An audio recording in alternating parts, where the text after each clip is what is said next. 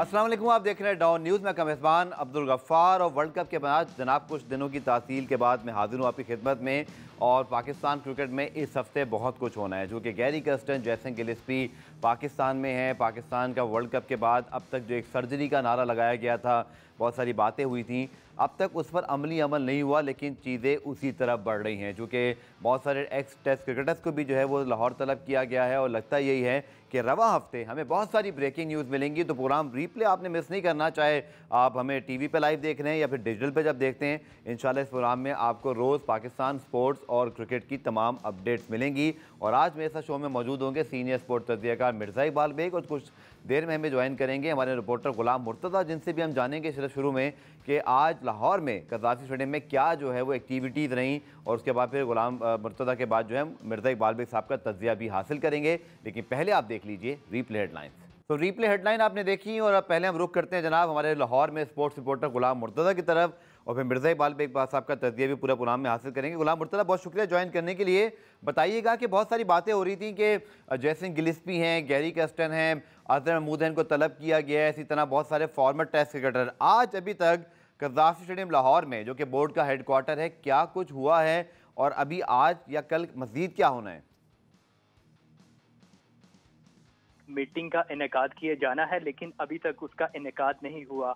दोनों head coaches जिसमें red ball और वाइट बॉल के गैरी क्रिस्टन और जैसन गिलेस्पी शामिल हैं, उनको लाहौर बुलाया गया है। साथ ही असिस्टेंट कोच अज़हर महमूद भी लाहौर में पहुंच चुके हैं, उन्हें भी बुलाया गया है। लेकिन चेयरमैन पाकिस्तान क्रिकेट बोर्ड, क्योंकि उनके पास वजारत दाखिला का भी कलमदान है, इस वजह से वो अभी तक इस्लामाबाद में मौजूद है, लेकिन वो अभी लाहौर नहीं पहुंचे। जैसे लाहौर पहुंचेंगे उसके बाद जो कोचेज है उनके साथ मीटिंग की जाएगी। वर्ल्ड कप में पाकिस्तान की जो परफॉर्मेंस रही थी उसमें क्या क्या खामियां रही थी, क्या क्या गलतियां हुई थी, उनकी निशानदेही की जाएगी। और उसके बाद फ्यूचर में उनका इनसे मुशावरत के बाद फैसले लिए जाएंगे कि आया कि पाकिस्तानी टीम में क्या क्या तब्दीलियां हो सकती हैं। दूसरी एक और मीटिंग भी बुलाई गई है, जिसमें जो साबिक क्रिकेटर्स, टेस्ट क्रिकेटर्स हैं, उनको बुलाया गया, उनसे डोमेस्टिक क्रिकेट के हवाले से। तो गुलाम मुर्तज़ा, ये मीटिंग भी अब तक नहीं हो सकी आज?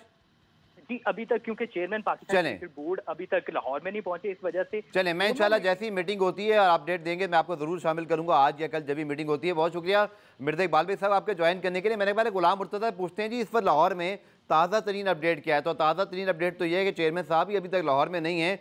तो वो जो मिर्ज़ा इकबाल भाई, जो आज एक हाइप बनी हुई थी जैसे आज कोई बड़ी इंपॉर्टेंट मीटिंग होगी, आपके पास क्या खबरें? लगता यही है कि रवा हफ्ते बहुत कुछ कज़ाफ़ी स्टेडियम से सुनने को मिलेगा हमें। बहुत बहुत शुक्रिया अब्दुल गफ्फार। मुझे तो लग यही रहा है कि जब 6 फरवरी को मोहसिन नकवी साहब को पाकिस्तान क्रिकेट बोर्ड का चेयरमैन का उन्होंने ओहदा संभाला था, सिर्फ एक बोर्ड ऑफ गवर्नेंस की मीटिंग हुई थी, और फिर उसके 6 महीने बाद दूसरी बोर्ड ऑफ गवर्नेंस की मीटिंग हफ्ते को हुई। तो इसका मतलब ये हुआ कि उस वक्त मोहसिन नकवी साहब को जो उनके मुशीरों ने ये मशवरा दिया था कि साबिक टेस्ट क्रिकेटर्स को मत बुलाएं, चलाते रहे। लेकिन जब मायूस कुन कारकर्दगी पाकिस्तान की देखने में आई, वर्ल्ड कप में अमेरिका से हार गए, भारत से हार गए, तो फिर उसके बाद ख्याल आया, किसी ने समझाया कि आप साबिक टेस्ट क्रिकेटर्स को बुलाएं, उनका इनपुट लें।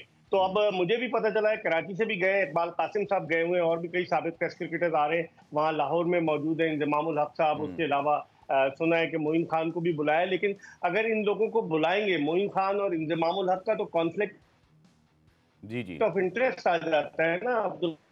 मोइन के साहबजादे खेल रहे हैं, इंजमाम के भतीजे खेल रहे हैं, तो बाद लोगों की ये ओपिनियन है कि ऐसे लोगों को बुलाया जाए जिनका कोई इंटरेस्ट ना हो, जिनका कोई मफाद वाबस्ता ना हो क्रिकेट बोर्ड से।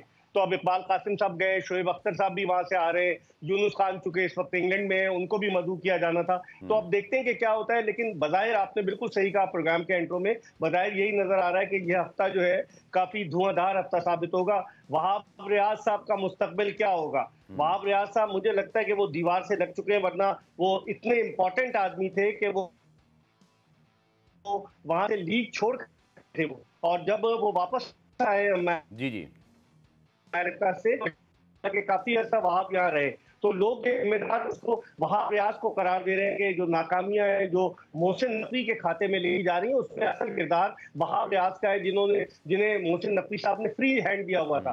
तो अब देखें इस हफ्ते क्या डेवलपमेंट होती है, कौन से नए लोग आते हैं। हमारे आलमिया ये अब्दुल गफ्फार के जो भी पाकिस्तान क्रिकेट बोर्ड का चेयरमैन आता है, साबिक टेस्ट क्रिकेटर्स उसके गिर्द घेरा डाल देते हैं और फिर उसको अपनी उंगलियों पर नचाने की कोशिश करें और फिर जब उससे गलतियां होती हैं तो उसे जाना पड़ता है। मिसबाह उल हक को देख लें, जब होल सोल इंचार्ज बना दिया था एहसान मानी ने। मोहम्मद हफीज को देख लें, उन्हें ज़काशफ साहब ने सब चीजों का क्या सफेद का मालिक बना दिया था। मोहसिन नकवी साहब ने वहाब रियाज को बना दिया था। तो अब मोहसिन नकवी साहब को ये सोचता होगा, समझदार आदमी है, मीडिया से उनका ताल्लुक है और वो सारी चीजों को समझते हैं। लेकिन यहाँ पर वही बात आती है, जिस तरह गुलाम मुर्तजा कह रहे थे कि वो इतने मसरूफ हैं नकवी साहब कि वो वजारत दाखिला भी देख रहे हैं, जो ऑपरेशन अज़्म इस्तेहकाम शुरू होने वाला है उसको भी देख रहे हैं, क्रिकेट को भी देखेंगे।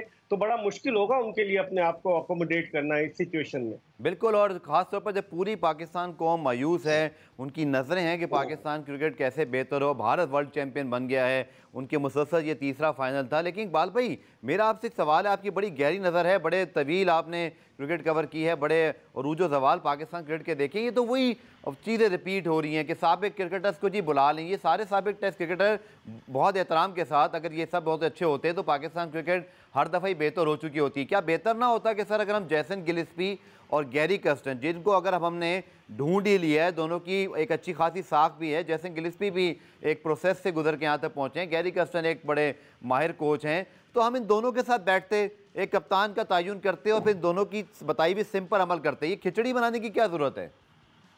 नहीं अब्दुल गफ्फार, जहाँ तक मुझे इल्म है कि इन दोनों के साथ वो अलहदा मीटिंग करेंगे। ओके, हेड कोच हैं, गैरी कर्स्टन है, जेसन गिलेस्पी हैं, अजहर महमूद है, इनके साथ अलहदा करेंगे और फिर इनपुट डोमेस्टिक क्रिकेट के हवाले से लेंगे।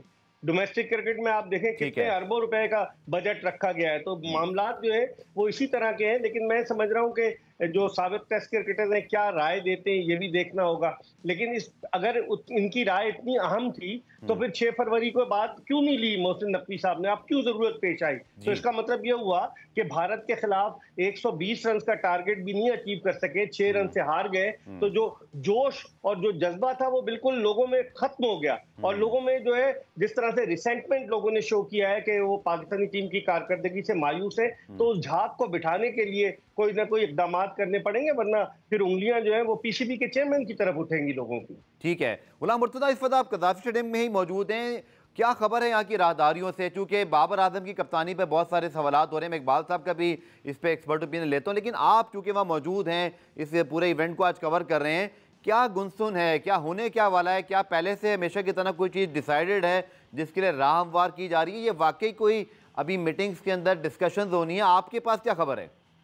जी, मीटिंग्स के अंदर डिस्कशन होनी, क्योंकि बाबर आजम टीम की जिस तरह की परफॉर्मेंस थी उस हवाले से पहले तो गैरी क्रिस्टन की जानिब से एक रिपोर्ट भेजी गई थी और उसे कॉन्फिडेंशियल रखा गया था। उसमें बहुत सारी ऐसी चीजें कि जो मीडिया के सामने नहीं आई, और अगर वो मीडिया के सामने आएंगी तो उसमें काफी सारे उन्होंने क्लोज ऐसी जो खामियां हैं वो भी बताई हैं। और वो जैसे मीटिंग करेंगे पाकिस्तान क्रिकेट बोर्ड के चेयरमैन से, तो उन जो खामियों की, गलतियों की निशानदेही करेंगे और उसके ऊपर ओवरकम करने की कोशिश की जाएगी। पाकिस्तान क्रिकेट बोर्ड के चेयरमैन ये चाहते हैं कि जो गलतियां की गई हैं, जो निशानदेही की गई है, उसे ठीक किया जाए। तो अभी क्योंकि मीटिंग होना बाकी है, पहले डोमेस्टिक क्रिकेट की मीटिंग है, वो 6:30 बजे का टाइम दिया गया है जो टेस्ट क्रिकेट को। उसके बाद जो कोचेस के साथ मीटिंग होनी है उनसे भी मुशावरत ली जाएगी। इन सब से मुशावरत करने के बाद, टेस्ट क्रिकेटर से मुशावरत करने के बाद और कोचेस से मुशावरत करने के बाद फैसले लिए जाएंगे, आया बाबर आजम को कप्तान रखना है या नहीं रखना। क्योंकि चेयरमैन पाकिस्तान क्रिकेट बोर्ड की जानिब से कहा गया था कि साबिक टेस्ट क्रिकेटर जो क्रिकेट को ज्यादा बेहतर जानते हैं वो कप्तानी के हवाले से, बाबर आजम की फ्यूचर में कप्तानी के हवाले से वो फैसला करेंगे। जो वो कहेंगे उस राय पर अमल किया जाएगा। अब टेस्ट क्रिकेटर जैसे आएंगे, कोचेस जैसे आएंगे, उनके मुशावरे। मैं आपको मजीद शामिल करता हूँ। मैं इकबाल भाई का तस्दीक लूँ। इकबाल भाई, एक बड़ी इंटरेस्टिंग बात बोली थी बाबर आजम ने post world cup press conference में, कहा कि इस बार मुझे कहा गया कि आपने कप्तानी करनी है। तो क्या इकबाल भी वाकई ऐसा था कि शाहीन को जब हटाकर बाबर की तरफ बात आई तो क्या बाबर के पास कोई चॉइस नहीं थी? क्या ये एक ऑर्डर था? आपके ज़राए क्या कहते हैं? उसके बाद फिर मैं एक अगले सवाल पर आता हूँ। अब्दुल गफ्फार, बाबर थोड़ा सा रिलक्टेंट थे क्योंकि वो दिल बर्दाश्ता थे। जिस तरह ज़काशफ ने उन्हें कप्तानी से हटाया, शाहीन शाह अफरीदी को कप्तान बना दिया, तो वो कहते हैं ना दूध का जला छाछ फूक फूक कर पीता है, तो वो कोई खतरा मोल लेना नहीं चाह रहे थे।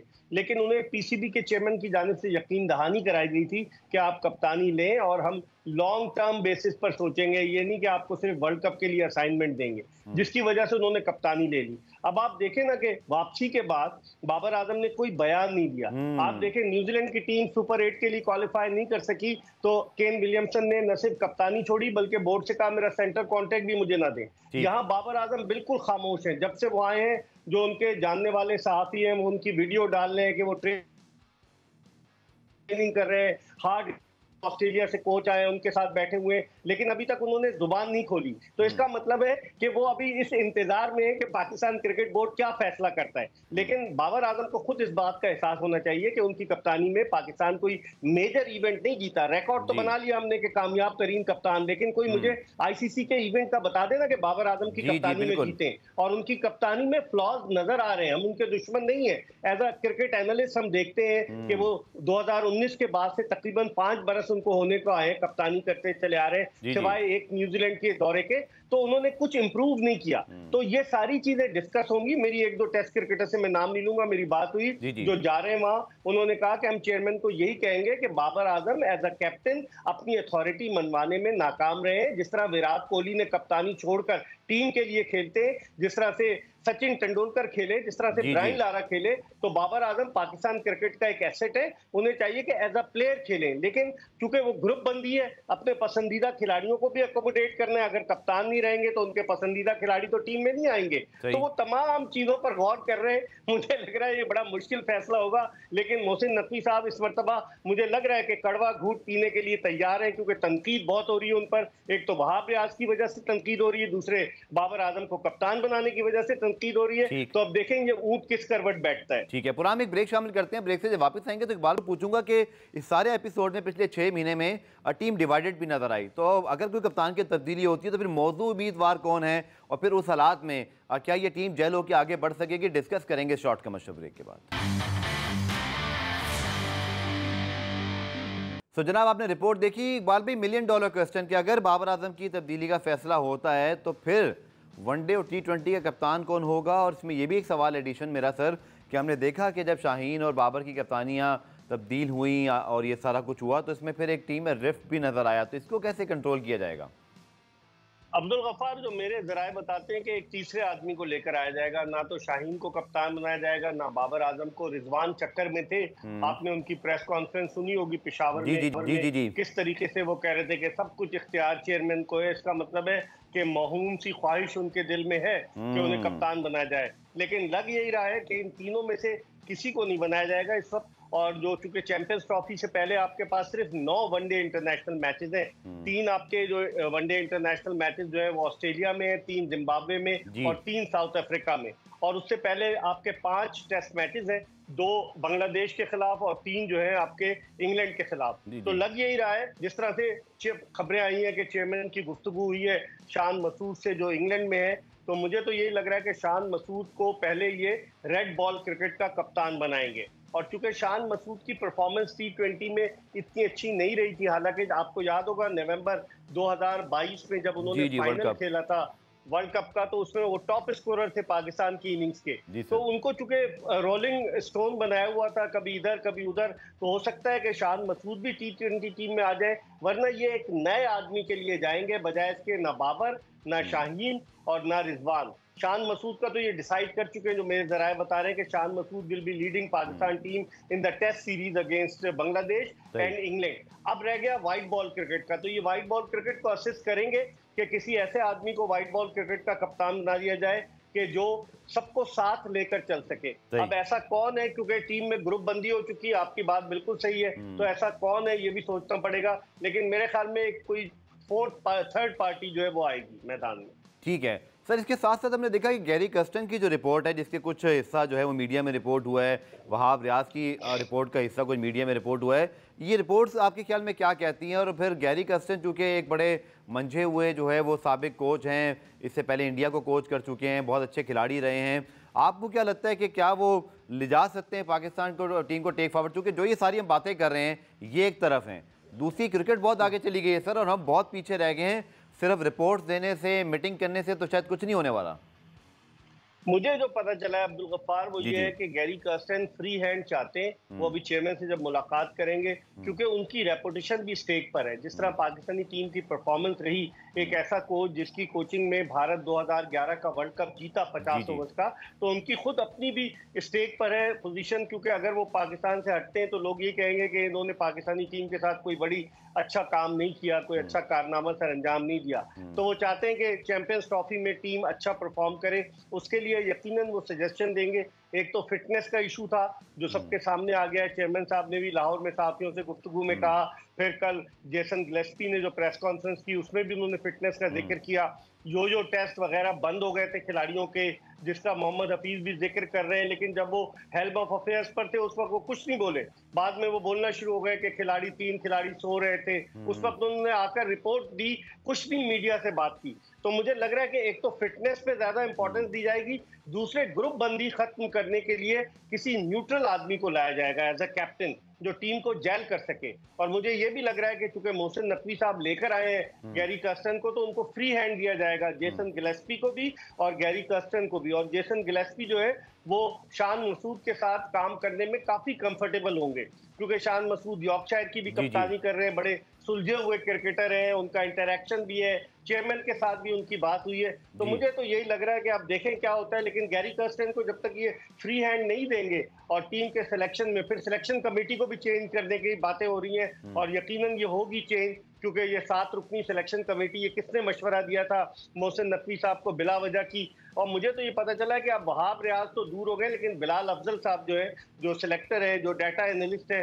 वो करीब आ गए हैं चेयरमैन के, क्योंकि इनकी कैबिनेट में भी रहे वो पंजाब गवर्नमेंट में। तो अब देखते हैं कि क्या होता है, लेकिन गैरी कर्स्टन को फ्री हैंड देंगे तब बात बनेगी, वरना फिर हालात जू के तू ही रहेंगे। आज सर आपके हर सवाल में और बल्कि हर जवाब में एक नया सवाल मुझे याद आ जाता है, लेकिन अभी मुझे ब्रेक लेना है। ब्रेक में आगे मैं 2 सवाल आपसे करने वाला हूँ। एक तो ये कि तारिक सरवर के अलावा गवर्निंग बोर्ड की मीटिंग में लगता है जैसे क्रिकेट का नुमाइंदा कोई था नहीं, कोई क्रिकेटर बैठा नहीं। इसके साथ फिर हम अगर अब देखें तो क्या हमें जो है वो चैंपियंस ट्रॉफी के हवाले से करना है, बहुत सारे पैसे हमने एलोकेट कर दिए, बट क्या भारत की टीम आएगी भी कि नहीं आएगी, डिस्कस करेंगे शॉर्ट कमर्शियल ब्रेक के बाद।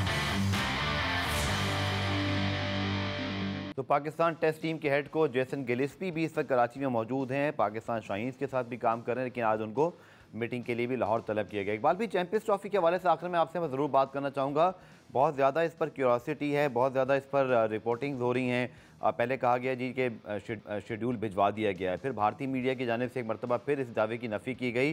लेकिन एक चीज़ ज़रूर है कि चाहे जय शाह साहब का आप कल वाला बयान सुने जिसमें वो रोहित शर्मा को कप्तान अनाउंस कर रहे हैं, या इससे पहले भी कहीं बात कर रहे हैं, वो अब तक कैटेगोरिकली ये भी नहीं कह रहे कि पाकिस्तान हम नहीं जाएंगे। तो क्या कुछ पीछे निगोसिएशंस वाली बात है? क्योंकि कुछ लोग ये भी कहते हैं कि भारत ने भी आगे चल के 2 ICC इवेंट जो है वो होस्ट करने हैं, पाकिस्तान को उनकी ज़रूरत है। आपको इंडिया की पार्टिसिपेशन होती हुई दिखाई दे रही है? देखिए, इंडिया की पार्टिसिपेशन उसी सूरत में होगी जब नरेंद्र मोदी हुकूमत उनको इजाजत देगी, गो अहेड का सिग्नल देगी।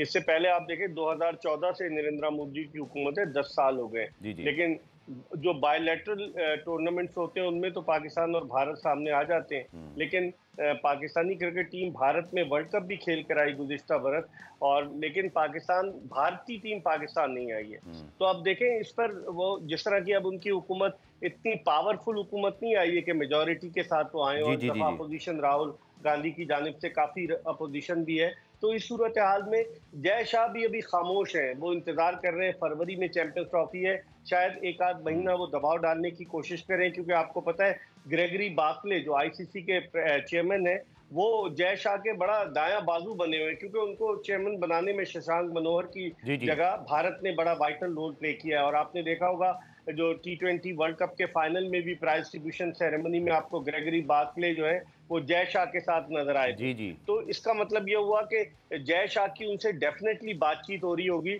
कोशिश वो यही करेंगे कि पहले मरहले पर चैंपियंस ट्रॉफी के मैचेस पाकिस्तान में ना आकर खेलें, और अगर उसमें वो नाकाम होते हैं तो फिर उस सूरत में उसका कोई ऑल्टरनेट प्लान जो है वो तरतीब दिया जाए। इस मरतबा मुझे लग रहा है कि Pakistan cricket board hybrid model पे नहीं जाएगा, जैसे एशिया कप में हम हाइब्रिड मॉडल पे चले गए कि बाहर खेल लेते हैं मैचेस। और इस भारत ये कोशिश करेगा, जो मेरे जराए बताते हैं इंडियन मीडिया के, कि भारत ये कोशिश करेगा कि दुबई में मैचेस हो जाए, जो भारत के 3 मैचेस हैं। लेकिन पाकिस्तान क्रिकेट बोर्ड को इस हवाले से सरेंडर नहीं करना चाहिए, क्योंकि इवेंट हमारा है, भारतीय टीम को यहाँ आकर खेलना चाहिए। जब हम वहां जाकर मुख्तलिफ शहरों में खेल सकते हैं तो भारत को यहाँ आकर खेलने में क्या कबाहत है।